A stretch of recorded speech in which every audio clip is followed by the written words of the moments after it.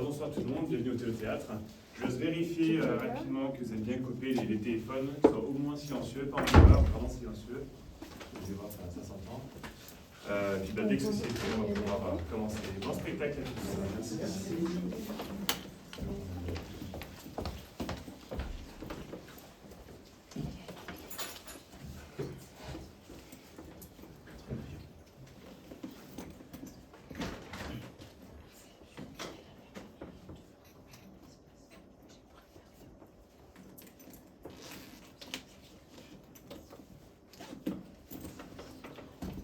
En ce temps-là, le royaume de Bretagne est destiné à celui qui saura extraire l'épée Excalibur du rocher qui la préserve. Une prédiction promet l'épée et la couronne au jeune Arthur Pendragon, fils du grand roi Uther Pendragon. Son concurrent le plus sérieux est Perceval le Gallois, surnommé le Niais, orphelin de père et que sa mère a isolé en forêt pour le préserver de la chevalerie. Une plante poussée toute seule, sans éducation, sans instruction. Un enfant sauvage en somme, surdoué mais laissé en friche. Les historiens principaux lui attribueront d'ailleurs plus tard la découverte du Graal. Lui aussi peut s'approprier Excalibur, mais il préfère laisser ce privilège à Arthur qu'il admire énormément. D'ailleurs, le voici qui arrive auprès du rocher où certains ont rendez-vous pour en découdre avec l'épée enchantée.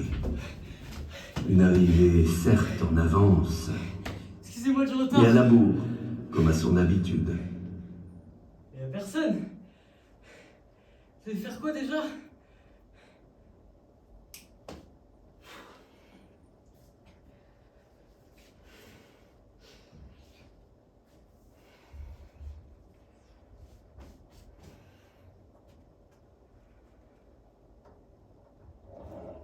Sortez l'épée. Sortez l'épée. Sortez l'épée du truc. Sortez l'épée du truc. Venez voir. Sortez l'épée. C'est... Ah non mais Arthur. Non, j'ai pas sorti l'épée. Chut. Tiens. Et voici qu'à leur tour arrivent ses camarades et concurrents d'extraction. On reconnaît ici Arthur, futur roi, son beau-père Léodagan, seigneur de Carmélide, Caradoc de Vannes, le meilleur copain de Perceval et grand amateur de saucissons, et Yvain, le jeune fils de Léodagan.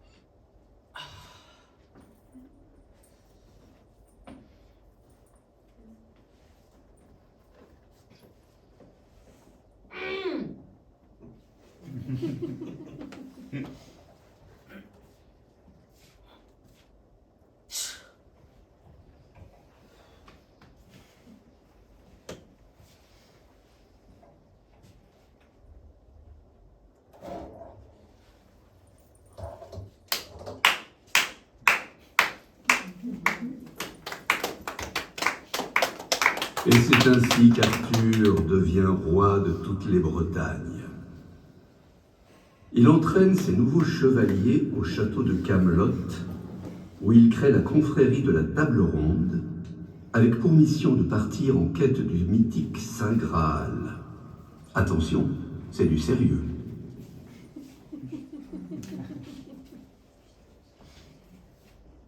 Arthur est marié à Guenièvre, la fille de Léodagan et de Dame Célie. Mais le couple n'a aucune relation amoureuse ou sexuelle. Le roi avait juré à sa première épouse mourante qu'il n'en aurait pas avec sa remplaçante. Résolu à leur faire naître un héritier par tous les moyens pour assurer la succession du royaume, Célie commande un filtre de fécondité à Merlin, le druide du château. Mais les choses ne vont pas forcément se dérouler comme prévu.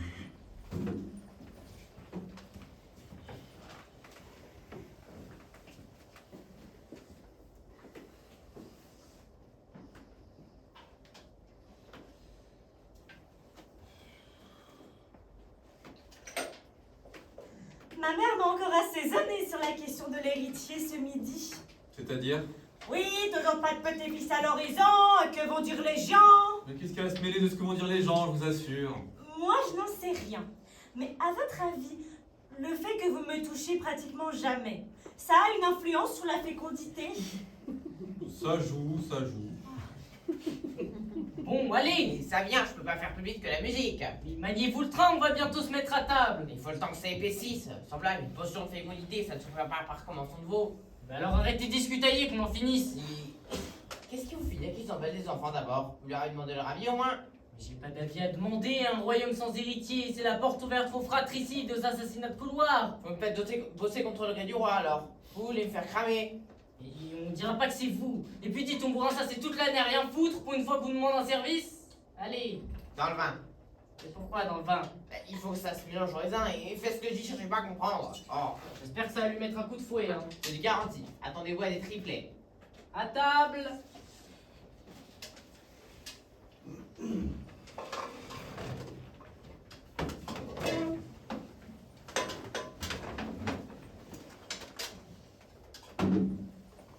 Merci.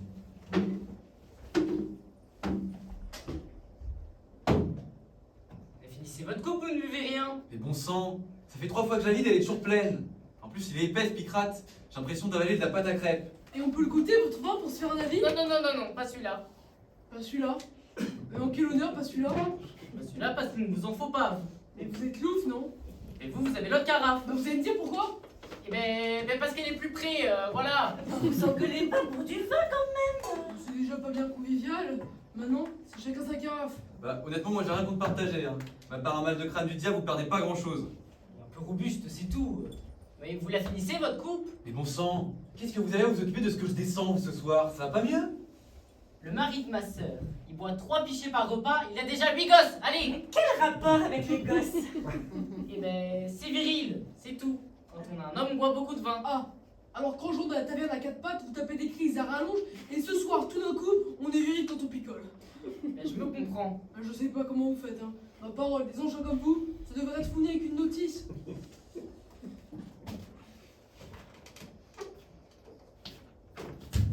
Est-ce que je me sens mal?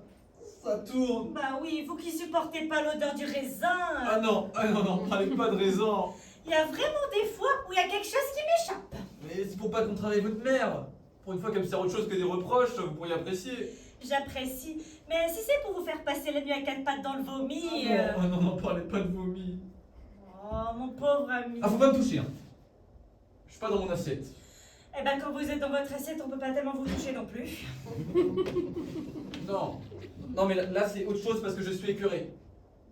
Non mais je vois ce que vous voulez dire, mais là c'est une autre forme d'écœurement, enfin. Voilà. À l'heure qu'il est, dans la chambre de votre fille, il y a un tigre, une bête déchaînée. Le petit prince est en marche. Et qu'est-ce qu'on dit? Merci mamie. Non, y a pas moyen. Je ne pige jamais rien à ce que vous dites. Et vous pouvez pas comprendre. Ah, bah ça vient de là alors. Dame Célie ne manque pas de qualité. Elle a envie de s'essayer à la pâtisserie, avec pour commencer une tarte aux myrtilles.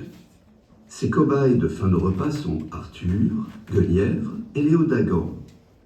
Des critiques gastronomiques implacables, hélas pour elle. Bon allez beau-père, on se remet au boulot? Bah oui, ça peut se faire tout seul, hein. Allez. Ah ben non, le boulot attendra, il y a du dessert.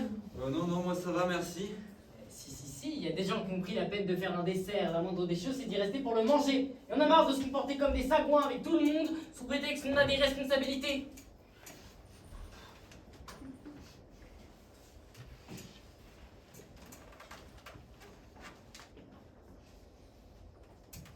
Qu'est-ce que c'est que ce machin?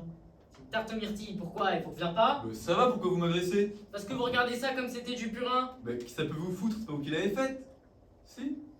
Si justement, c'est moi. Ah bon? Elle y a passé la matinée. Vous faites des tartes, vous maintenant.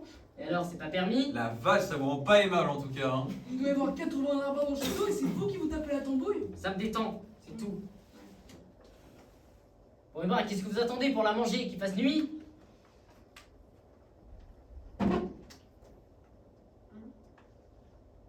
Et quoi, vous dites rien? Faut que Non, le fruit est bon. Pas la peine de faire des ronds de jambes, hein. C'est pas bon, vous n'avez qu'à le dire. C'est pas bon. Ah bah merci. Vous posez la question. Je la pose pas, vous. La pâte est probablement un peu sèche. Probablement, oui, ça doit jouer. J'ai envie de faire des tartes, vous n'allez pas m'obliger à me justifier. Bah non, tant que vous nous obligez pas à les manger. Bah, J'ai toujours rêvé de faire des tartes pour mes petits-enfants. Seulement les petits-enfants, ils arrivent jamais. J'attends, rien. Ouais. Si vous les accueillez avec ça, ils sont pas prêts d'arriver. Hein. Mais on aime toujours les tartes de sa mamie. Mais oui, c'est comme d'aller à la pêche avec son papy, c'est dans les gènes ça, hein. quoi? Hein? Ah ben oui, mon petit père, faudra bien vous y coller, à moins que vous préférez vous taper les tartes. Mais c'est dingue cette histoire. C'est pas parce que vous faites des tartes pour des petits-enfants qui n'existent pas que moi je dois les emmener à la pêche, non? Et c'est pourtant comme ça qu'on leur fait des souvenirs aux petits, la pêche, les tartes, tout ça c'est du patrimoine. C'est du patrimoine, ça? Enfin, moi je sais pas si je leur laisserai manger ça à mes enfants. Mais vous qui pouvez vous les faire, ce sera déjà pas mal. Y a pas à dire, quand il y a du dessert, le repas est tout de suite plus chaleureux. Hein. Vous savez, c'est quand même pas grave de pas savoir faire des tartes. Oh bah non, ne vous en faites pas. Mais non, je m'en fais pas, je vais m'entraîner jusqu'à ce que ça marche. Vous êtes en train de dire que vous allez en faire? Oui, tous les jours. Tous les jours? Ouais, mais rassurez-vous, je vais varier les Et fruits. vous allez varier la pâte aussi? Ça va, je vous demande quand même pas de manger des briques. Et ben, sans vouloir la ramener, la seule différence concrète avec des briques, c'est que vous appelez ça des tartes, hein. Si vous faisiez des confitures, mère, les petits-enfants, ils adorent ça. Oui. Et comme ça, ils pourraient les manger tout de suite. Tandis que ça, bah, avant un an, ils ont passé le chicot de toute façon. Ah, puis attention, hein, faut pas s'amuser à attaquer ça avec les dents de lait. Bon, allez. Non mais, attendez, si vous avez un petit creux dans l'après-midi, non? Une fissure à cabater dans un muret. Oh. Bon, ça va, on plaisante. Plaisante ou plaisante. Ouais, bon. Non mais attendez, elle est vachement bonne ma tarte. La tarte aux myrtilles n'a pas plu à ses hôtes. Qu'à cela ne tienne, Dame Célie récidive, s'étant jurée de finir par réussir une bonne pâtisserie, ce qui s'avère être sa quête du Graal à elle. Surtout au moment où sa fille Guenièvre, lassée de tant de frustrations sentimentales, a quitté son mari pour s'en aller vivre avec le chevalier renégat Lancelot. Célie profite d'un repas familial de plus pour soumettre sa nouvelle tarte, aux fraises cette fois-ci, à son gendre Arthur, son mari Léodagan et son fils Yvain. La critique gastronomique sera-t-elle enfin plus clémente? Et l'esprit de Guenièvre rendra-t-elle la tarte comestible?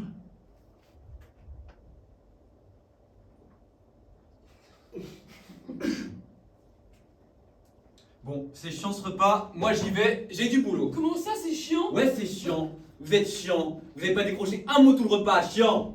Pas dans notre Et assiette. bah, c'est ça. Y a jamais de demi-mesure avec vous. Ça, vous arrêtez pas de gueuler si vous passez 1h30 à pas bouffer. Bah, qu'est-ce que vous causez? Pareil que vous avez du boulot, là. Bah, j'y vais, tiens. Eh ben non, le boulot attendra, il y a du dessert. J'ai entendu le mot des desserts, mais ben voilà. Voilà quoi. Eh ben l'ambiance ne semble pas au beau fixe, mais un bon dessert maison peut ramener l'ambiance au beau fixe.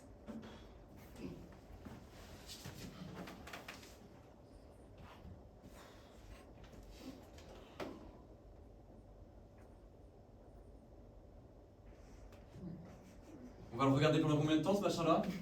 Machin là, c'est une tarte aux fraises. Et c'est moi qui l'ai faite. Et on peut la manger ou faut rester né dessus une plombée et demie encore? Mais oui, rassurez-vous, on va la manger. Bah, si vous qui l'avez faite, c'est pas quoi être rassuré. Hein. Moi non plus. Moi non plus.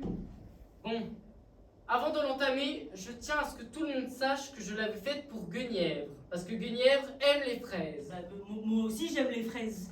Guenièvre est partie. Et on se retrouve avec la tarte sur les bras, je trouve ça triste. C'est pour ça que je ne me jette pas dessus comme la misère sur le bord du monde, parce que ma fille est partie et que ça me fait mal, et à son père aussi. Non, moi ça va.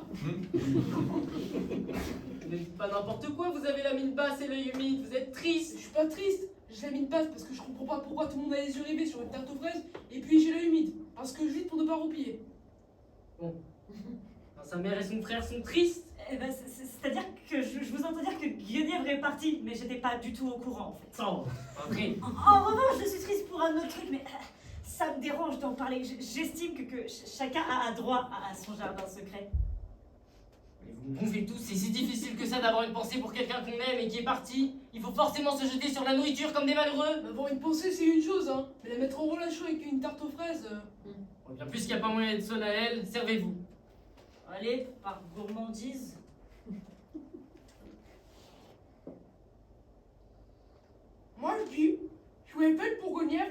la manger. On lui fait un petit colis et on lui envoie. Ouais, qu'est-ce qu'il y a? C'est pas bon? C'est au-delà de ça, je crois. L'autre jour, je revenais de la plage. Je suis tombé sur un coin à fraises et je m'en suis fait en plein ventre. Parce que les fraises, quand on leur fout la paix, elles sont consommables. Là, c'est aussi des fraises. Probablement les mêmes d'ailleurs. Hein. Mais par un procédé miraculeux que j'arrive même pas à imaginer, on dirait des gadins. C'est la cuisson, bande d'andouilles. Oui, bah oui. C'est marrant, parce que moi d'habitude dans une tarte, et ben je mange le fruit et je laisse la pâte. Et là, vous faites l'inverse. Ah non, là je laisse tout. Ouais, qu'est-ce qu'il y a? Je crois que je me suis coupé la fibre avec un grumeau cuit. Fais pas fibre ou pas? Oh là là, mais on s'en fout que ce soit bon ou pas, je vous dis que c'est un hommage. Un hommage. Oui, un hommage. Enfin, non pas un hommage, mais un truc en souvenir de la petite, quoi. Tout pour souvenir de la petite, tout de suite Jérémiade. Elle aimait les fraises, et je l'ai faite pour elle. Et je suis triste. Non mais ça va, oui. Elle est partie, elle a pas crevé non plus. Par contre, nous c'est pas dit, hein.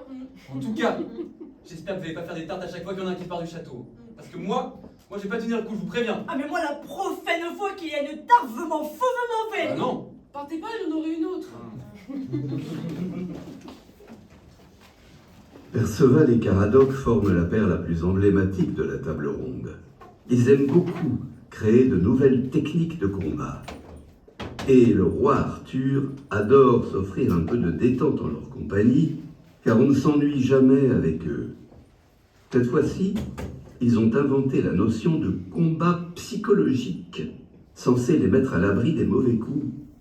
À l'abri, vraiment? Entre parenthèses, Léo Dagan va s'entraîner à la pêche à la ligne pour ses petits-enfants qui n'existent pas.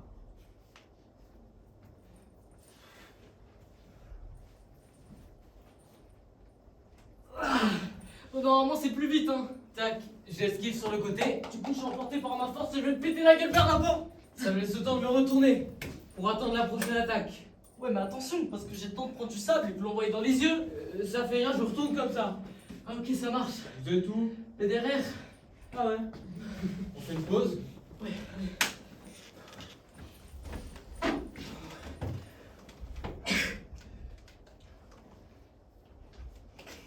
Ça va? Oui, oui. Ça fait pas mal à la tête de glandouiller 24 heures sur 24. On n'en pas si on fait une pause. Une pause entre quoi et quoi, sans vouloir être indiscret? On est en pleine séance d'entraînement. Tiens donc. On est en train d'inventer une nouvelle technique de combat. Carrément. Une toute nouvelle technique. C'est ambitieux, hein. Ah bah je pense bien. Hein. Surtout que vous connaissez pas les anciennes. Quand même, on a des bases. Oui, on a pris le maniement de l'épée comme tout le monde. Et vous entraînez avec des saucissons donc? Bah non, là c'est la pause. Vous en voulez? Non merci, ça va. Vous entraînez sans armes du coup? Bah justement, j'en cherche plus nous. Bah oui, nous c'est ça notre nouvelle technique, tout à main nue. Les armes c'est pourri de toute façon. À part pour ceux qui aiment bien se la péter un peu.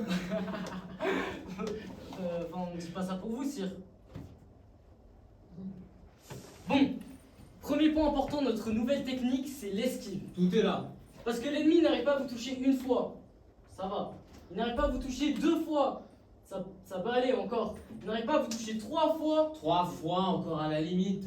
Oui, ben il n'arrive pas à vous toucher 4 fois. Ouais, il en a marre, et alors? Il en a marre, mais tout dépend de la patience du mec. Mettons qu'il soit comme moi, qui en est vite marre dès que ça traîne un peu en longueur. Le mec il se décourage, il se tire. C'est de la pure logique. Comme ça, pas de combat, pas de blessure. C'est un combat, mais. Psychologique? Je vais dire qu'il se passe dans la tête. Ah ouais, je vois ce qu'il veut dire. Psychologique? Mais non, psychologique c'est tout ce qu'il y a à la campagne là, non? À la campagne? Ouais, les céréales, les machins. Agricole? Ouais, Hein? non, c'est pas ça. Moi je veux dire que c'est un combat, mais qui se passe dans la tête. Psychologique? Psychologique, voilà. Voilà, c'est ça. D'accord. Et c'est depuis ce matin que vous faites des combats psychologiques. Exactement. Parce qu'en combat, le plus important, c'est de bien connaître ses points forts et ses points faibles. Ouais, parce que nous, en combat à l'épée, on n'était pas les meilleurs. Ah hein. non, non, non. Mais là-dedans, par contre, ça carbure. Mettons, là, s'il y a une attaque de côté, je me baisse, puis je remonte naturellement. Mais il faut faire gaffe au coup de pute. Si l'autre nous tape direct, je me tiens prêt à me rebaisser. Vous suivez, sire? Bah, ça va un peu vite, mais j'essaye, ouais. Ok. Alors maintenant, plus dur. Dans le cas d'une attaque horizontale venant par le dessus. Vertical donc. Ben non, vertical, on vient de le faire. Tu veux qu'on refasse? Non, non, c'est bon, c'est bon. Le coup arrive et j'ai le choix entre la gauche et la droite. Tac, gauche. Droite. Mais non, la droite, on la fera plus tard. Vous inquiétez pas si on va tout montrer. Allez. Ça me fout les jetons. Bon, de toute façon, je vais skier. Hein. Prêt? Prêt. Wow! J'ai fait trop fulgurant là, ça va? Oui, ça va. Vous pouvez me relever? Ouais, merci. Quand ils n'inventent pas des techniques de combat inédites, Perceval et Caradoc sont assidus à la taverne locale, où ils ont le sentiment d'être valorisés en tant que prestigieux chevaliers du Graal, au milieu de la foule des clodos de la clientèle.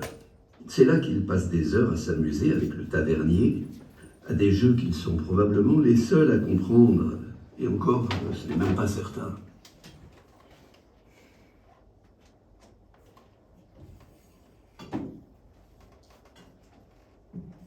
Santé.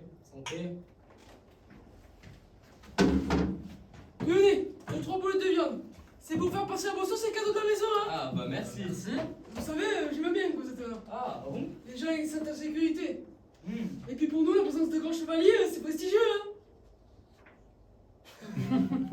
On va vous laisser fermer, patron. En Hein. pensez, vous me dérangez pas. Mais on va prendre du souci quand même, merci. Vous voulez qu'on se fasse un cul de chouette? C'est pas une mauvaise idée. De quoi? Ouais. C'est si vous avez le temps. Mais le temps de quoi? Bah, on se fait un petit cul de chouette et puis après on rentre. Oui, mais un cul de chouette, vous voulez dire quoi? Ça nous étonnera, allez, asseyez-vous. Hop.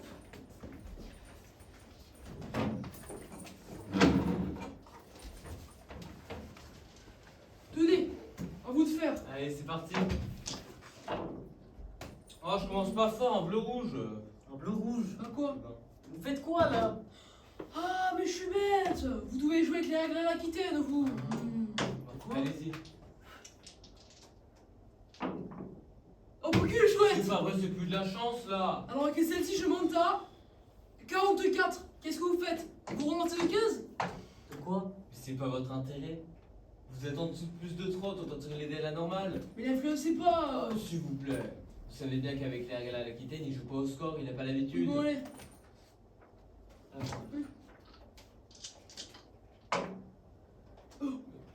Quoi? Vous dites pas cul chouette? Cul de chouette? Hein? Voilà. Ah bah, cul de chouette. Attendez, vous doublez. Je vous préviens. Avec un en dessous de 30, si la doublette ne se passe pas, vous êtes sorti du jeu. Hein. Allez-y si vous le sentez, mais c'est risqué. C'est vous le patron. C'était risqué. C'était quand même beau de tenter, hein. Bon bah du coup vous sortez du jeu. C'est la règle, c'est dommage. À vous.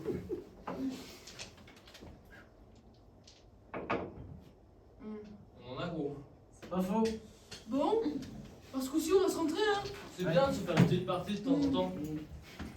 Ça vous dit, on se fait une grelotine? Quoi? Quoi? Une grelotine, c'est un jeu du pays de Galles, vous connaissez pas?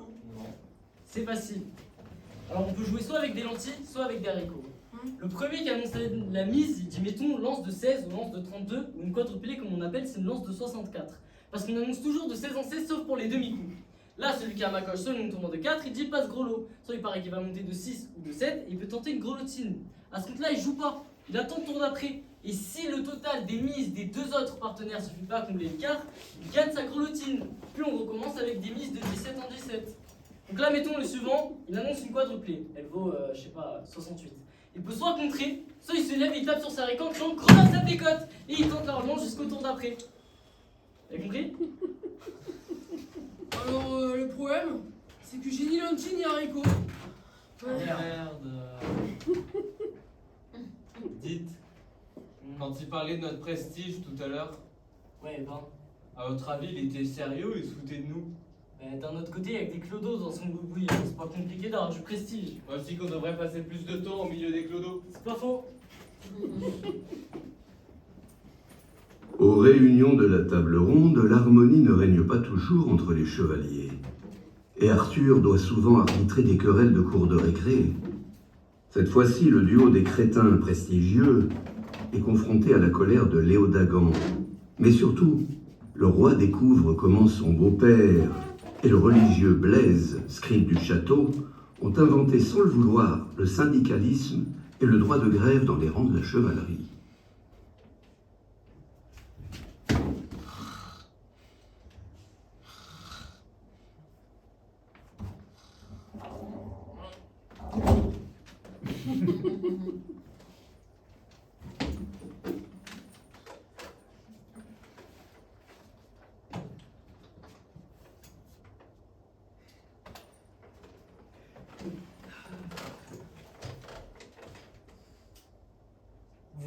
qu'on s'est pris la peignée contre les Saxons. Dans la forêt de Kéridon? Et non, c'est du printemps.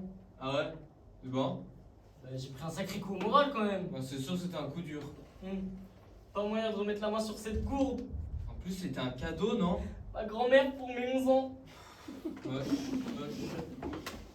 On en a gros. C'est pas faux.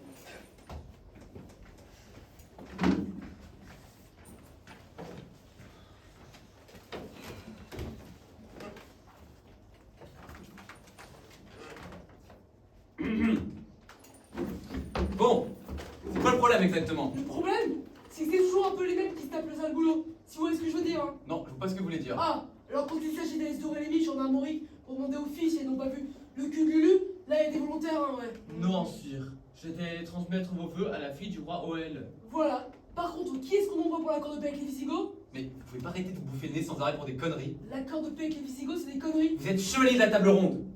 Il serait peut-être temps de penser être un peu plus solidaire. Ces réunions sont sacrées, mon sang. Elles sont là pour souder notre fraternité contre le mal.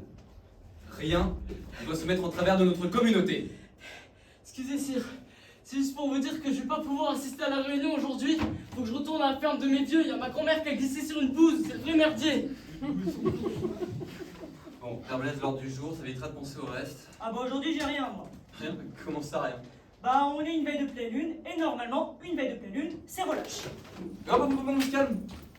Qu'est-ce que c'est que cette histoire de relâche? C'est écrit noir sur blanc dans le nouveau code de chevalerie. Un nouveau code? Vous nous avez demandé de dépoussiérer l'ancien. Donc on a vu ça avec Messieurs Léodagan. Et puis c'était tout en inceste, hein, on a chié. Mais je vous ai rien demandé de dépoussiérer du tout. Je vous ai demandé de le traduire, c'est tout. Eh ben justement, quand on a traduit, ça a donné relâche. Ah mais me regardez pas comme ça, hein. Si vous n'êtes pas content, bah fallait vous les farcir, les négociations avec les loustiques là. Les négociations, mais quelles négociations? Bah tant qu'ils ne comprenez rien à l'ancien code, on pouvait leur raconter ce que vous voulez. Mais puis pardon, hein. Une pause par-ci, une relâche par-là, et puis c'est intolérable. Anaki est Anaki. Non mais alors, hein. Non mais, y a rien à négocier, hein. Bon, les traits de patin, j'aime au travail vite fait. Asseyez-vous. Qu'est-ce que c'est que ce cirque aujourd'hui? Eh bien ça c'est la traduction de l'article 13. Si l'honneur du chevalier est bafoué pendant une assemblée, celui-ci pourra recourir à son droit de vidage. Son droit de vidage. Oui, je suis d'accord avec vous, c'est pas la meilleure traduction qu'on ait trouvée. Excusez, j'ai oublié ce que je devais faire.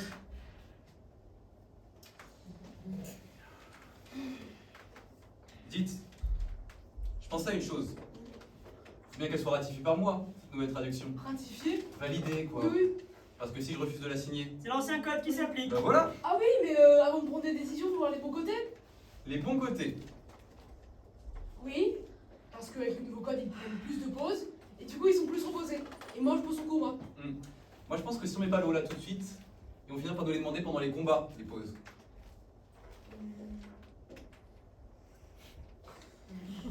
Ils les ont déjà demandé, c'est ça? Article 16, alinéa 4. Pour un temps de pause, ouais. Maintenant qu'on a vu les bons côtés de la nouvelle traduction, on peut peut-être la foutre en l'air et reprendre l'ancienne. Excusez-moi, moi j'avais une question par rapport à ça là. On a droit à ça, article 7 de je sais plus quoi là. Bah justement, Père Blaise, l'article 7, Anal nafrak, udras biosat, dochial janfei. ça répond à votre question? Bon, il n'y a plus droit. Ah, vous voulez que vous relise l'article? Non, non, c'est bon, je fais confiance.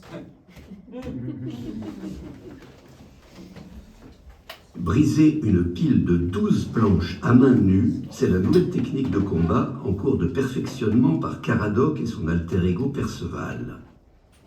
Vont-ils arriver à épater Arthur? Mais le roi ne demande que ça finalement. C'est pas faux, non? Il y a un truc qui vous chiffonne? Eh ben, je regardais les plaques là. Combien il y en a? 7? 7. Ouais. Parce que je me disais, premier jour d'entraînement à la casse, attention à pas sauter les étapes trop vite. Mais qu'est-ce qu'on fait alors? Et bah, à mon avis, avec 5, on a de quoi commencer, hein. Ouais. Allez, vous êtes prêts? Ouais. 3, 2, 1. Vous savez, quitte à roupiller, autant rester dans vos pioles. Hein. Ça sert à rien de vous mettre en tenue. On roupille pas, on se prépare. Qu'est-ce que vous manigancez avec ça? C'est pour notre entraînement à la casse. On a décidé de commencer assez modeste. Quitte à finir plus haut que prévu. Progressif. Vous allez casser les planches là. Ouais. À main nue. Ouais. Ok. Qu'est-ce que vous faites? Ah bah, je devais aller quelque part, mais ça fait rien. On reste assis 2 minutes. Ah mais je vais vous dire, même si le pays était à feu et à sang, il serait hors de question que je manque un truc pareil. Ah bon? Allez-y, allez-y, allez-y. Frais? Plaisir. Ah bah moi ouais. Hein. 3, 2, 1. Attendez. J'aimerais vous dire quelque chose. Je gueule souvent contre vous, hein. Ouais, je suis un peu sec tout ça, mais pour quelqu'un comme moi, qui est facilement tendance à la dépression, oh c'est très important ce que vous faites. Ah bon? Ah ouais, parce que je sais pas comment dire, mais c'est systématiquement débile, mais c'est toujours inattendu. Ah ouais? Et ça c'est très important pour la santé du cigare. Ah ouais? Je vous embête plus, allez-y. Eh ben, il faut essayer de concentrer sa force vers le bas. Pour atteindre le point d'impact de façon péremptoire. De façon péremptoire. Oui. Bah, la force vient dans ce sens-là. Et les plaques sont péremptoires par rapport à l'axe. Perpendiculaire. Non, on veut dire que ça se croise. Perpendiculaire, ça marche aussi. Donc, comme les plaques sont péremptoires ou perpendiculaires par rapport au sol. Parallèle. Mais non, nous on veut dire que ça tranche. Mais vous dites ça tranche, alors ce serait plus simple parce que là, regardez ça. Ça tranche, mais ça veut pas dire que ça se Mais, croise. attendez. Les planches et le sol, ça ne se croise pas. C'est parallèle. Si vous voulez du perpendiculaire, prenez le sol et les tréteaux, par exemple. On s'en fout, on veut pas casser les tréteaux. Ouais. Si je vous dis que vous êtes deux glands, là. Vous êtes du péremptoire, hein, c'est vous qui voyez. Montez sur les plaques, tiens. Montez sur les plaques, pourquoi faire? Comme ça, vous voyez bien que c'est pas truqué. Non, mais c'est bon. Allez-y, si, on Mais c'est bon, vous n'allez pas faire crapahuter là-dessus, mais qu'est-ce que vous foutez? Bah, je vous montre qu'il n'y a pas de système caché. Mais c'est bon, arrêtez le cirque, là je vous dis qu'il faut que j'aille quelque part. Alors, j'attends que vous pétiez un bras et je me casse, manie vous le tronc. Mais on va pas se péter un bras. À partir du moment où c'est bien péremptoire. Ouais, sauf que. Quoi encore? Un truc qui vous gêne? Bah, je me demande si 5 plaques ça fait pas un peu gonzesse quand même. Ouais, c'est vrai. Mais qu'est-ce qu'on fait alors? À mon avis, avec 12, on a de quoi commencer. Ah ouais, après on fera 13, 14, 15, on voit tous les chiffres impairs jusqu'à 22. Prêt? Pressé? Ah bah moi ouais. 3, 2, 1. Vous voulez qu'on essaye avec 10? Ah bah oui. Le roi, puis Père Blaise, essaye d'apprendre à Perceval comment raconter à son avantage ses aventures de héros de la quête du Graal. Et ce n'est pas une mince affaire. Mais il nous apparaît que le chevalier, même s'il ne sait ni lire ni compter, même totalement stupide, a des fulgurances géniales. Mais moi, le problème quand je raconte mes aventures, c'est que j'essaie toujours de les rendre un peu. Un peu. Oui, enfin, un peu. Mais avant de les rendre un peu, vous pouvez déjà essayer d'être compréhensible sur les faits. Bah ouais, mais les faits, Non mais c'est- je sais bien. Je sais bien que vous cassez pas 12 dragons par semaine. Ça. Mais en fait, j'ai peur que ce soit pas intéressant si j'en rajoute pas par-dessus. Ben là, par exemple, votre histoire de village abandonné. C'est très bien, c'est un village abandonné. Sans en rajouter, il se passait quoi exactement? Bah rien, il y avait pas un rat dans le bled. Attendez, mais vous m'avez parlé d'un vieux. Il y avait pas un vieux dans votre histoire? Non, il y avait personne. Ah, le vieux aussi, c'était du flanc. Ah, mais c'est tout du flanc. Ah, mais c'est vrai qu'il y a toujours un vieux dans vos histoires à vous. Ouais, ou une vieille des fois. Et à chaque fois, c'est pas vrai. Si, une fois, un couple de vieux moisis qui m'avait jeté des carottes, mais bon. Ah bon? Bah non, mais ça, j'ai jamais raconté à la table ronde. Hein. Ok. Bon, c'est normal d'inventer, hein. Mm. Faut pas tout inventer non plus, mais faut savoir faire résonner l'histoire. La légende. Vous savez ce que ça veut dire, légende? Ouais, je crois, mais je mets 10 ans à expliquer, ça me saoulait. La légende, c'est ce qui mérite d'être lu. Quand on raconte une histoire à un copiste, pour qu'il en fasse 3 exemplaires, ça va lui prendre 3 mois et que ça va coûter la peau des fesses. Pas pour compter le temps qu'il fait ou ce que vous avez bouffé le midi, hein. Faut que ça pète. C'est pour ça que je mets des vieux. L'important dans une histoire, c'est de bien la commencer. Bon, je vais pas vous citer Aristote, hein. Qui ça? Aristote. Non, mais vous connaissez pas, c'est pas grave. Mais c'est pas celui qui a écrit la poétique. Ah bah si, carrément. Je connais quand même. Ah, mais vous avez lu la poétique? Bah non, je sais pas lire. Ah, vous savez quand même que c'est Aristote qui a écrit la... Non mais c'est bon, on s'en fout. Donc Aristote dit qu'un tout est constitué d'un début, d'un milieu et d'une fin. C'est pour ça qu'il y a l'histoire des 3 actes. Les 3 actes, c'est pas les bonnes femmes qui sont mythos, midées, c'est qui ont forcé les mecs de Bethléem à construire les pyramides?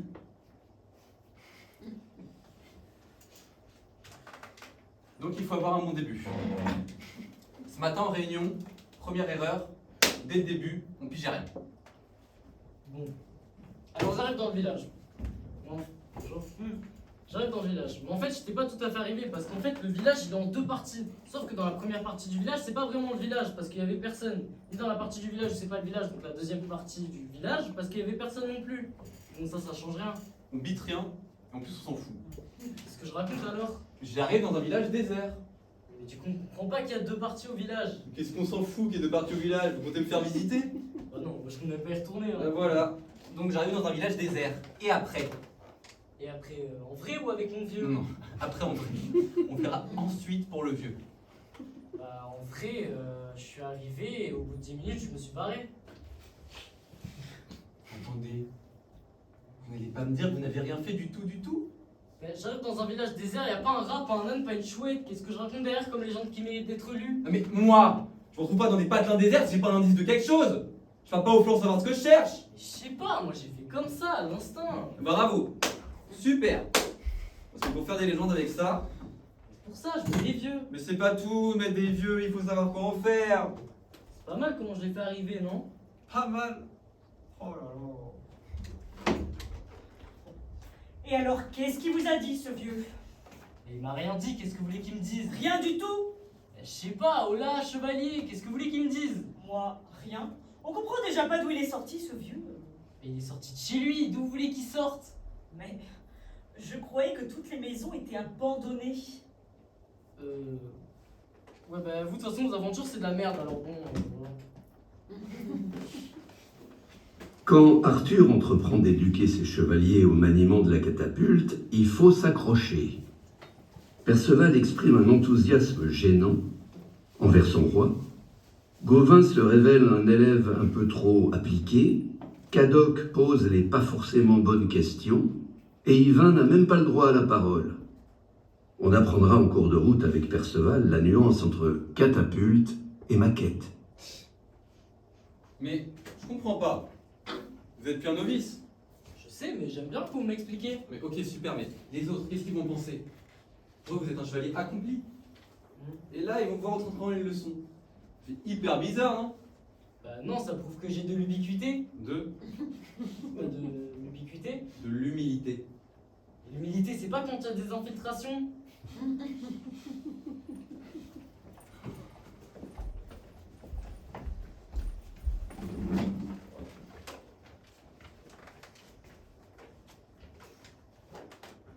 Bien. Votre maître d'armes étant aujourd'hui indisposé, c'est moi qui vais vous donner la leçon. Ça déconne, on a du bol ou Non, quoi? Perceval, s'il vous plaît. Non, mais attendez, le roi en Non, personne. Perceval, pas trop de commentaires, sinon on va pas s'en sortir. Mais moi, c'est parce que c'est vous hein, que je viens. Quand c'est l'autre, c'est chiant. En plus, je comprends rien. Non, Perceval, merci pour vos compliments, simplement là j'aimerais enchaîner. Non, mais c'est vrai qu'on aime bien que ce soit vous, mon oncle. C'est un peu moins guindé. Il y a plus de naturel. Mais ouais, le maître d'armes, il est tout raide. On dirait qu'il a une lance coincée Hop, dans le cul. Aujourd'hui, nous allons parler de la catapulte. Ah, Non, pas de A, pas de rien, maintenant tout le monde écoute. vous allez voir, c'est hyper bien. Wow, c'est génial, c'est mortel. Pourquoi vous applaudissez? Mais attendez, c'est vachement bien fait. Moi, je suis incapable de faire ça. Faire quoi ça? Bah ouais, C'est pas moi qui l'ai fait ça. mais c'est qui? Bah c'est. J'en sais rien, mais qu'est-ce qu'on s'en fout? Bon, en tout cas, celui qui a fait ça, c'est pas la moitié d'un trou de balle comme l'autre. Hein. Est-ce que vous allez finir, oui ou non, par la fermer? Bien. Donc voici une catapulte. Comme vous pouvez le constater, celle-ci est munie de roulettes, ce qui la classe dans la catégorie des armes. À roulette. Oula, désolé, à roulette. Ce qui la classe dans la catégorie des armes mobiles. À roulette mobile. Mon oncle, doit-on conclure que la catapulte n'appartient pas à la catégorie des armes de jet à roulette fixe? Mais oui, bien sûr, c'est comme le poney par rapport au cheval. Ah non. Ah mais attendez, c'est de là que ça vient quand on dit ça va comme sur des roulettes. En fait, ça veut dire que le mec il peut balancer un morceau de rocher comme une catapulte, il avancera quand même de façon mobile. Le prochain qui l'ouvre, j'envoie aux galères pendant 3 ans sans déconner, je le fais. La catapulte est une des armes de jet les plus réputées dans le monde de la polyorcétique. Et si vous savez pas ce que ça veut dire, eh ben tant pis pour vos tronches. Une catapulte peut lancer plusieurs sortes de projectiles, des pierres ou des traits, pour un poids n'excédant pas une quarantaine de livres. Maintenant, j'attends vos questions. Vous avez le droit de l'ouvrir, hein. Mais méfiez-vous. Méfiez-vous de ce que vous allez baver. Oui, Kadok. Est-ce qu'on peut s'en servir pour donner l'élan à un pigeon? Mais attendez, je pige rien. Une pierre d'une 40aine de livres, comme vous avez dit, ça fait un machin comme ça à peu près. Ouais, à peu près, ouais. Vous allez me dire qu'un petit truc comme ça jette des gaillots comme ça? C'est une maquette, ça. Une maquette? Mais vous avez pas dit que c'était une catapulte? Le combat, c'est mieux sans armes ou avec un marteau géant? Pour Arthur, les techniques de combat inventées par son duo de choc resteront à jamais un grand mystère. Pourtant, ils sont toujours vivants.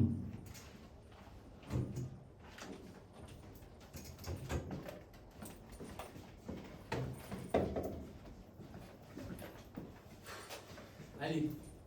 Vous êtes sûr, hein? Oui, allez. Ah! Ah Vous l'avez pas senti? Ah si. Je veux dire, vous l'avez pas senti venir? Oh non. On n'est pas de taille pour la technique à l'aveugle. Il y a qu'en s'entraînant qu'on a une chance d'y arriver. Non mais là on se gourre, c'est sûr, faut appeler Arthur, juste qu'il nous On explique. est des hommes ou pas? Jusqu'à quand on va rester dans ces jupons? Mais non, mais juste qu'il nous explique une dernière fois. Y a rien à expliquer. Attaquez-moi. Vous êtes sûr? Sûr, je ferme les yeux. Ah, il y a un truc que j'ai pas dû piger. On peut pas appeler Arthur. Arthur! Je vous préviens, j'ai pas que ça à foutre, alors maniez-vous le tronc. Vous savez votre truc où on ferme les yeux pour se battre? Non, Bah si, vous nous avez expliqué l'autre fois, là, on Et ferme ouais, les yeux, je sais pas ferme quoi. les yeux. Oui, oui. non, non, j'ai pas dit ça. Bah si. Non, non, non, Si, vous avez non, dit ça, non, mais non, si. non, non, non, Mais si, non, mais- non, Si. non, j'ai dit qu'il fallait maintenir son regard à 30 degrés quand on subissait une attaque. Que dans l'absolu, on n'était pas obligé de regarder son adversaire. Mais c'est une image, ça. Ah, c'est ça, sauf que nous, le machin 30 degrés, on a laissé ça de côté. Bah, c'est malin, c'est qu'il fallait retenir. On a essayé de piger quand même. Bah, ouais. 30 degrés, c'est un rapport avec la température ou... Non, non, non. On a bien fait de laisser tomber alors. On avait essayé un truc avec des glaçons. Mais c'était naze. 30 degrés, c'est un angle. Un angle. Oui. Disons que c'est un peu. Non, enfin si, mais là on parle pas de ça. C'est hyper compliqué quand même. Ouais, je me casse, donc ça a encore duré 3h30. Non, mais attendez, Si, juste ouais, une quand seconde. même. Mais vous vous rendez compte que vous ne savez même pas ce que c'est qu'un angle? Bah, vous nous expliquer et après on comprend. Ben oui, nous c'est ça notre force, nous expliquer un truc une fois, et puis après tac, c'est rentré. Ouais. Il faut essayer de ne pas regarder son ennemi en face. Sinon on s'en croit une. Sinon on sent non, non, non, pas forcément, c'est d'autres manières d'appréhender l'esquive. D'après qui? D'après on est. Ah non, non. Vous soyez Mais attendez, sûr, s'il vous plaît, s'il on vous va plaît. rester.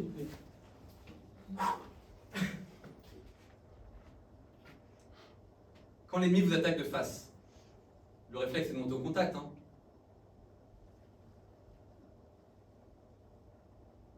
Vous allez pas la cogne quand ça tape par là.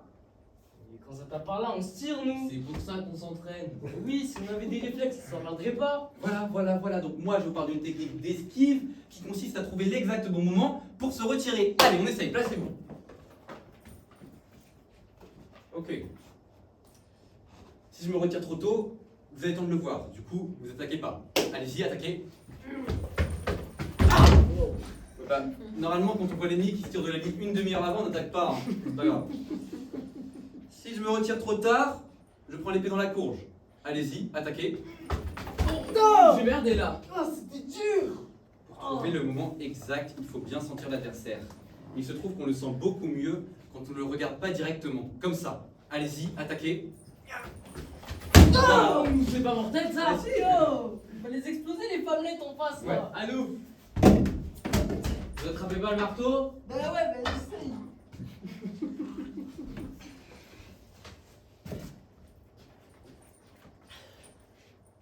Vous me regardez pas? Bah non, je suis à 30 degrés. Vous avez pas trop froid? Allez-y. Prêt? Prêt? Ah! Je suis trop tard là, non? Un peu. De retour à la taverne du coin, Perceval, Caradoc et leur camarade de jeu Tavernier, qui a changé d'interprète entre-temps d'ailleurs, se demandent s'ils préfèrent le cul de chouette ou le contre-sirop. Et vous, à votre avis? Difficile de trancher, hein, surtout si l'on n'a pas les cartes en main.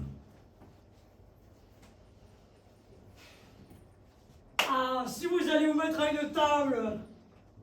Ouais, je sais pas, qu'est-ce que vous en pensez? Ça m'est égal. Bah, votre table elle est propre. Je viens de remettre une bûche au feu. Vous allez être comme des anges gelés là-bas. Qu'est-ce qu'on fait? Moi je suis pour. Allez, hein, Allez. parfois ça va prendre le taureau par les cornes. Quoi qu'il commence à se faire tard, on va peut-être se rentrer. Merci, hein. Salut. Et il serait-il pas partant pour un petit cul de chouette Ça se refuse pas. Le plus chouette, c'est le jeu de la dernière fois, là, avec les dés. Allez, un peu de détente, bandit, on n'est pas des chevaux de trait. Je me souviens plus, on jouait avec les règles à l'Aquitaine ou pas? Moi, ça m'est égal, c'est le seigneur Perceval qui choisit. Ah bon? Selon ce que vous avez l'habitude. Qu'est-ce que vous préférez mieux? Bah, moi, ce que je préfère mieux, c'est qu'on joue un jeu de chez moi. Alors moi, des jeux du pays de Galles, j'en connais pas des masses. Hein. Le plus facile à apprendre, c'est le sirop. Le sirop? Non, mais avec les règles simplifiées, hein, parce que les règles originales, elles sont velues. Bon, le truc, c'est que normalement, ça se joue à 3. Bon, on se démerder. Bon, le principe, c'est de faire des valeurs. Donc là, mettons, on est 3, il y a 3 valeurs à distribuer. On va dire sirop de 8, sirop de 14 et sirop de 21. Ouais, mais qu'est-ce que vous entendez exactement par sirop? Non, mais vous occupez pas des sirops tout de suite. Ce qu'il faut comprendre d'abord, c'est le système des valeurs. Mettons que je lance une valeur en début de tour, mettons un sirop de 8 pour commencer petit. Les autres ont le choix entre laisser filer la mise ou relancer un sirop de 14. Et dans quel sens on tourne? Bah, dans le sens des valeurs. C'est pour ça qu'il faut bien comprendre le système des valeurs et après ça va tout seul. Ouais. Je crois qu'il faudrait quand même faire un tour pour être tenté, parce que là, j'arrive pas bien à me représenter, là. Ok. Alors mettons que j'ouvre avec un sirop de 8. Si c'est vous qui avez siroté au tour d'avant, ça tourne dans votre sens. Soit vous laissez filer la mise, vous dites file sirop, soit vous sentez de relancer, vous annoncez un sirop de 14. Vous, quand on a commencé les annonces, vous n'avez pas le droit de laisser filer. Vous pouvez soit relancer un sirop de 21, soit vous abandonnez le tour et vous dites couche sirop, ou sirop jaune, ça dépend des régions. Puis après, soit je refais la partie, soit je prends un contre-sirop, boum! Et à partir de là, sirop de pomme sur 21. À la gagne, il n'y a que 3 possibilités. Soit vous faites votre sirop de 8, vous dites beau sirop et on remonte. Soit vous faites votre sirop de 14, vous dites beau sirop, mi-sirop, siroté et on vous rajoute la moitié. Soit vous faites votre sirop de 21, vous dites beau sirop, mi-sirop, siroté, gagne sirop, sirop boulot, passe montagne et sirop bon goût. Vous avez compris? Ouais. Ouais. Je crois qu'il faudrait quand même faire un tour pour rien. Vous avez raison de simplifier. Même simplifié, moi, j'arrive pas encore bien à m'en présenter. Hein. Bah, après, moi j'aime bien les règles originales, mais bon, les gens ont envie de se faire une petite partie tranquille pour se détendre. S'il faut passer 3 heures à apprendre les règles, laisse tomber.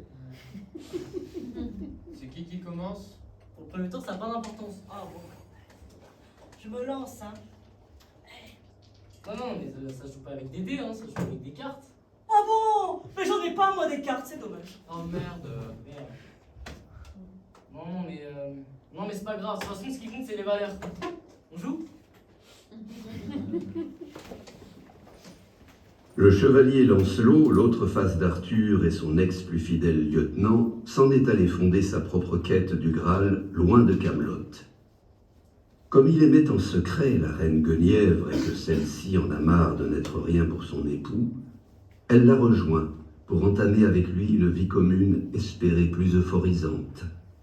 Le jeune couple et maman Célie se trouvent en cachette dans une taverne inconnue dont le tenancier leur dévoile innocemment le peu d'estime qu'il voue à la famille royale.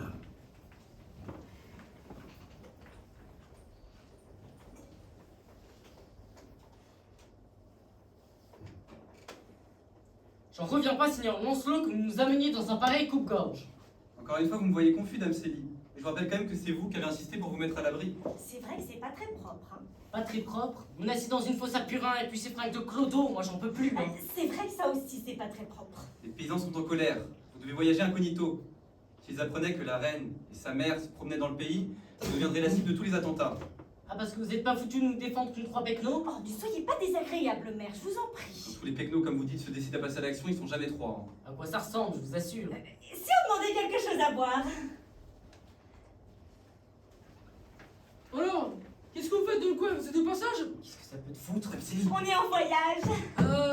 Vous allez visiter Stonehenge, non? Toi t'es miche, Célie. On rentre à Non, Camelot. on rentre pas, on va à Camelot. Ah bon? Ouais. Je croyais qu'ils avaient arrêté les visites à cause des Gaules. Il paraît qu'il n'y a plus un seul vase ni tapisserie dans le bloc là. Hein. Qu'est-ce que t'en sais? Oui. Il paraît qu'ils ont dérobé tous les cuivres. Oui, notamment une magnifique petite coupelle ouvragée à motifs floraux pour ranger les perles. Ah. Bah moi, j'ai jamais mis un seau de pied sur Camelot. Pas encore heureux. Putain, mais hein. c'est vite, Je taisez-vous. sais pas si c'est de naissance ou quoi, mais bon, moi la vie du bourgeois, ça me fait de l'aérophagie. La hein. vie du bourgeois. Chut, on voudrait pas vous soustraire à vos clients là. Non. Si ça cassez-vous, ça fera de l'air. Il paraît que c'est très beau, Camelot, hein, une vraie petite merveille. Oui, c'est bon au niveau des pierres et du soumis, j'en sais, mais bon. Pour les guignols qui se trouvent dedans, c'est pas le tisane. Oui, hein. Mais qu'est-ce qui vous fait dire ça? C'est peut-être des gens très bien, Camelot, vous savez. Déjà très bien, ça se saurait, hein, entre le roi qui est incapable de dénicher son Graal et la reine qui est con comme une chaise. Pardon? Ah non, mais là j'en ai ras la tresse. Je compte jusqu'à 10 et je me barre. Je préfère encore le froid. On attend la fin de la tempête. Et si la tempête elle dure 3 jours, on va prendre demi-pension. Mais merde à la fin, je suis pas responsable du temps qu'il fait. Et vous n'avez rien à dire. Oh, mais je n'ai rien à dire, moi. On n'a rien à dire quand on est con comme une chaise. Mais taisez-vous, bon sang, vous me faire égorger. Ah, parce qu'on peut se faire égorger. Ah bah super, bravo, chapeau bas l'escorte, vous êtes un beau champion. Vous savez ce qu'elle vous dit, l'escorte? Qu'est-ce que Pardon? c'est que ce nouveau genre, Seigneur Lancelot? Vous oubliez peut-être que vous parlez à des grosses bourges. Justement, loin de Camelot, les deux tourtereaux commencent leur vie de couple, en expérimentant les premiers désaccords qui peuvent survenir dans les unions les plus tendres, particulièrement quand le jeune soldat Fergus interfère pour accomplir coûte que coûte son devoir de guerrier.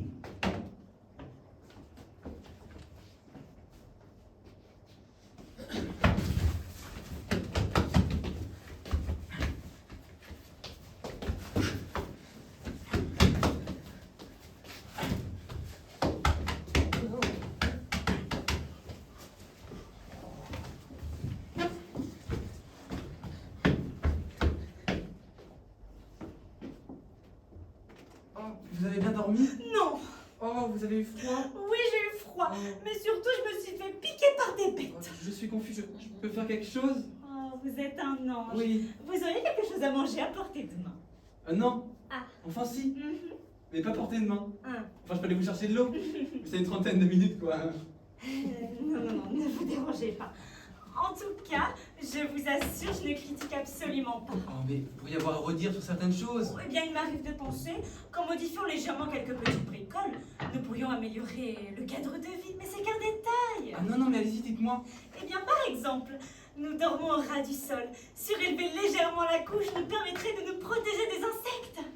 Mais la cabane est sur pilotis. Sûr? La cabane entière est surélevée. Bon, je ferai surélever la couche et ensuite. Ah bah je ne sais pas, je n'ai pas fait de liste. Il y a l'eau, le froid, la nourriture, les horaires, et puis c'est quand même curieux ici, on fait tout seul. Malheureusement, je n'ai pas de gens de maison. Sans parler de genre de maison. Tenez, regardez celui-là.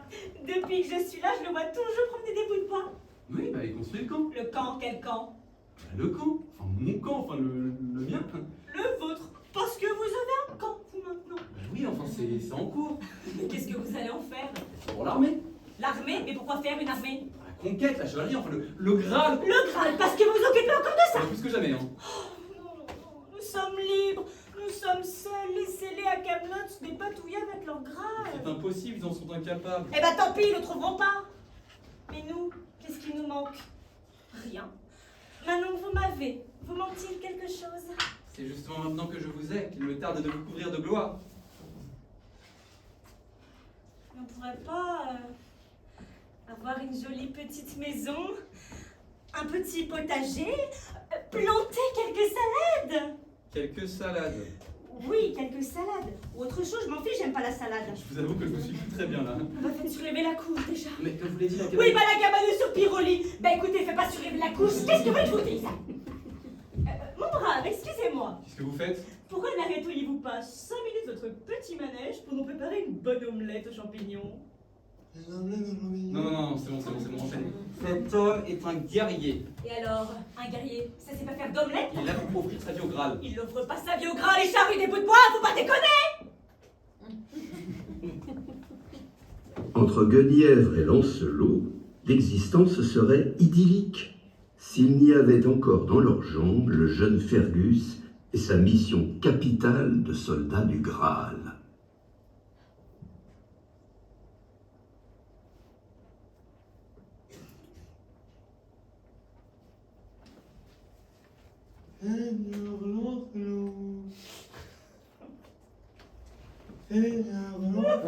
C'est bon, j'arrive. De quoi? Zut, pas moyen d'avoir une minute à soir. De quoi? Pas maintenant. J'ai dit pas maintenant. Vous êtes méchant. Bah oui, et alors. Vous êtes méchant. Super. Voilà mon ami, mais que se passe-t-il? Rien du tout, ma reine, je cueillais pour vous ce modeste bouquet. Oh, quelle délicieuse attention! Oui. Mais je vous en prie, ne dites plus ma reine. Appelez-moi Guenièvre, simplement Guenièvre. Mais je ne sais pas si j'oserais. Il n'y a plus de reine, plus de dame. Fini le protocole. Me voilà tout aussi simple et sauvage que ces fleurs. Oh, je veux m'habiller de lierre et me coiffer de roseaux. Vous coiffez de roseaux. Oui, je sais, ça ne veut rien dire. Non. Mais je m'en fiche, je dis ce que je veux. Pute, merde, chier, Ma reine. verge. Guenièvre, je vous en prie. D'autant que je ne sais pas exactement ce que c'est. Contenez vos élans, ma douce amie. Mes hommes viendraient à se questionner et... Pardonnez-moi, cher compagnon. Ah, je serais honteuse de vous placer en mauvaise posture. Excusez mon allégresse. Vous voir heureuse est un émerveillement. Je l'ai tant souhaité en secret et me suis si souvent retrouvé dépourvu que... Ne vous tourmentez plus. L'époque dont vous parlez est maintenant révolue. Offrez-vous à ce qui vous attend. Guenièvre, ici et maintenant, laissez-moi vous promettre que... Je reviens.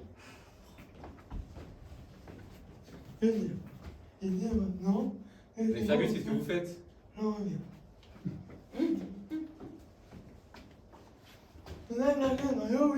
Mais Fergus, vous perdez la tête. Oui. Vous allez me lâcher les noyaux, oui? Y a pas qu'à faire dans ce camp sans venir me les péter toutes les 2 minutes, hein? Forcément, je vous colle un ordre et qu'il s'agit de bouger des bouts de bois. Mettez-moi de l'ordre dans ce groupement, nom d'un chien. On n'est pas à Camelot ici. Je veux pas avoir traîné un quignon de pain. Revue d'état dans un quart d'heure, allez où? Par là. Oui.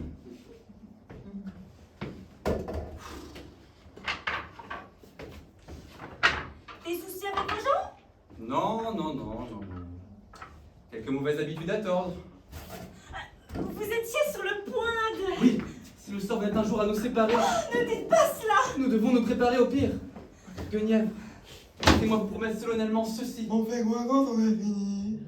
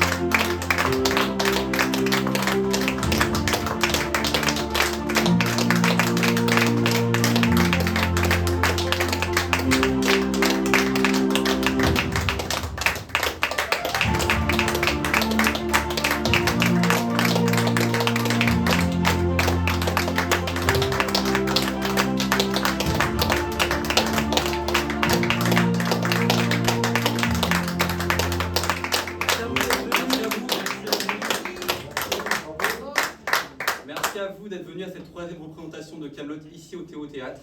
Déjà, on va remercier la direction du Théo Théâtre et Morgane qui fait un travail formidable à la régie, on peut l'applaudir. On va remercier aussi Tino Massado, notre metteur en scène, on peut aussi l'applaudir, je pense. Et nous, l'aventure continue ici pendant ce week-end, donc si vous avez aimé ce spectacle, n'hésitez pas à en parler autour de vous et à le réclamer à vos proches ou à vos moins proches, n'importe qui, franchement. En tout cas, vous pouvez nous suivre partout sur les réseaux sociaux, sur Facebook, Instagram, etc. On est là, si les terribles, c'est eux plus les terribles. En tout cas, j'espère que vous avez bien profité et à bientôt peut-être.